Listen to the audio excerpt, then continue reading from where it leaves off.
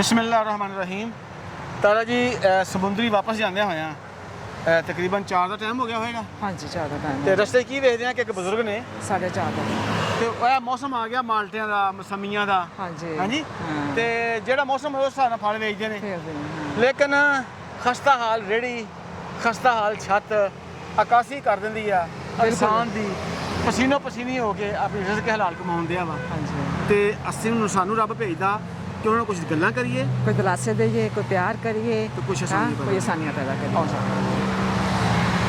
अस्सलाम वालेकुम जी, की नाम जी अपना? मनीर। बाबा मनीर के मामा मनीर?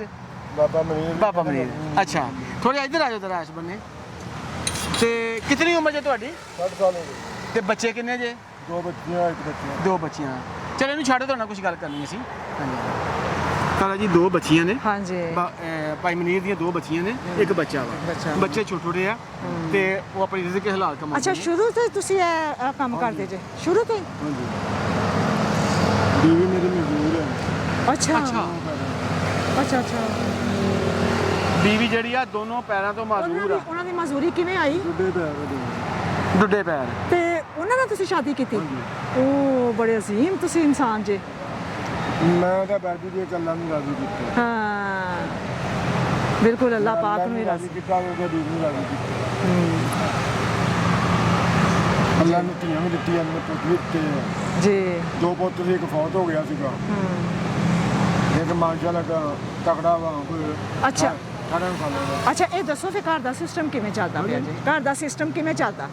ਘਰ ਦੇ ਮੁੰਡੇ ਨੂੰ ਮੈਂ ਹੁਣ ਦਿਖਾਇਆ ਵਾ ਇੰਟਰਵਿਊ ਦੇ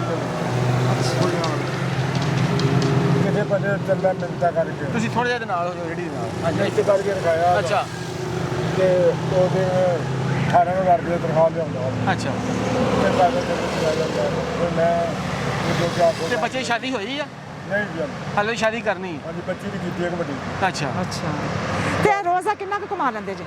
ਇਹਦੇ ਵੀ ਬਾਜੀ ਹੋਏ ਰੁਪਏ 300-400 ਬਚ ਜਾਂਦੇ ਹੋਰ ਹਾਏ ਹਾਏ ਤਾਰਾ ਜੀ 300-400 ਸਿਰਫ 300-400 ਰੁਪਏ ਬਚਦਾ। ਬਿੱਲ ਗੈਸ ਦਾ ਬਿੱਲ ਘਰ ਦੇ ਖਰਚੇ ਬਹੁਤ ਮੁਸ਼ਕਿਲ ਹੈ, ਬਹੁਤ ਹੀ ਮੁਸ਼ਕਿਲ ਹੈ, ਬਹੁਤ ਮੁਸ਼ਕਿਲ ਹੋਈ ਹੈ। ਕੀ ਕਰੀਏ ਬੀਬੀ ਨਹੀਂ ਸਰਦਾ। ਹਾਂਜੀ ਅੱਛਾ ਇਹ ਦੱਸੋ ਕਿ ਇਹ ਸਾਰਾ ਮਾਲ ਜਿਹੜਾ ਇਹ ਵਾਲਾ ਇਹ ਸਾਰਾ ਇਹ ਕਿੰਨੇ ਦਾ ਹੈ? ਇਹ 1500 ਦਾ ਮਾਲ ਹੈ ਸਾਡਾ। 1500 ਦਾ? ਇਹ ਤੁਸੀਂ ਸਾਨੂੰ ਦੇ ਦਿਓ। ਹਾਂਜੀ ਇਹ ਅਸੀਂ ਤੁਹਾਡੇ ਕੋਲ ਲੈ ਲੈਂਦੇ ਹਾਂ। ਹਾਂਜੀ ਪਾ ਦਿਓ ਕਿਸੇ ਤੋੜੇ 'ਚ। ਹਾਂ ਫਿਰ ਜੋ ਤੋੜੇ 'ਚ ਬਾਅਦ 'ਚ ਪਵਾ ਲੈਂਦੇ ਹਾਂ।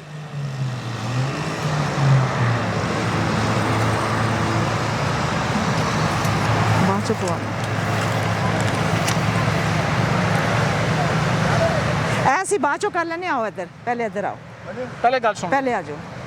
ਇਹ ਪਵਾ ਲੈਂਦੇ ਹਾਂ, ਅਸੀਂ ਪਵਾ ਲੈਂਦੇ ਹਾਂ। ਇਹ ਲਓ ਇਹ ਤੁਹਾਡਾ 1500 ਰੁਪਈਆ। ਠੀਕ ਹੈ ਤੇ ਅੱਲਾਹ ਪਾਕ ਨੇ ਤੁਹਾਡੇ ਵਾਸਤੇ ਹੋਰ ਵੀ ਭੇਜਿਆ ਵਾ। ਠੀਕ ਹੈ ਜੀ। ਹਾਂਜੀ ਲਿਆਓ ਜੀ। ਇੱਕ ਜੀ ਇਹ ਦੇਖੋ ਜੀ ਇਹ ਕੀ ਜੇ? ਮੇਰੀ ਜਨਮ ਗੰਦਮ ਆ। ਇਸ ਗੰਦਮ ਦੀ ਇਸ ਰਿਜ਼ਕ ਦੀ ਖਾਤਰ ਤੁਸੀਂ ਰੋਜ਼ ਦਿਹਾੜੀ ਕਰਦੇ ਜੇ ਨਾ, ਆ ਕੇ ਬਾਹਰ ਨਿਕਲਦੇ ਜੇ ਭੁੱਖੇ ਪਿਆਸੇ, ਤੁਸੀਂ ਮਿਹਨਤ ਕਰਦੇ ਜੇ ਤੇ ਇਹ ਅੱਲਾਹ ਪਾਕ ਨੇ ਆਪਣੇ ਬੰਦੇ ਵਾਸਤੇ ਆਪਣੇ ਖਜ਼ਾਨਿਆਂ 'ਚੋਂ ਰਿਜ਼ਕ ਭੇਜਿਆ ਤੁਹਾਡੇ ਵਾਸਤੇ। 5 6 7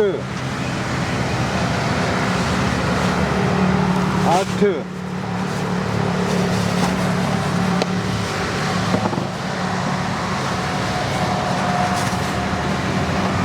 ਇਹ ਕੂਲਰ ਵੀ ਅੱਲਾਹ ਪਾਕ ਨੇ ਭੇਜਿਆ। ਤੁਸੀਂ ਰੋਜ਼ ਬਾਹਰ ਨਿਕਲਦੇ ਜੇ, ਪਤਾ ਨਹੀਂ ਪਾਣੀ ਪੀਂਦੇ ਕਿ ਨਹੀਂ ਪੀਂਦੇ, ਘਰੋਂ ਪਾਣੀ ਲੈ ਕੇ ਆਇਆ ਕਰੋ, ਆਪਣੇ ਨਾਲ ਰੱਖਿਆ ਕਰੋ। ਠੀਕ ਹੈ ਜੀ। ਇਹ ਘੀ ਵਾਲੀ ਬਾਲਟੀ ਆ, ਹਾਂਜੀ ਇਹ ਵੀ ਅੱਲਾਹ ਪਾਕ ਨੇ ਭੇਜੀ ਆ। ਠੀਕ ਹੈ।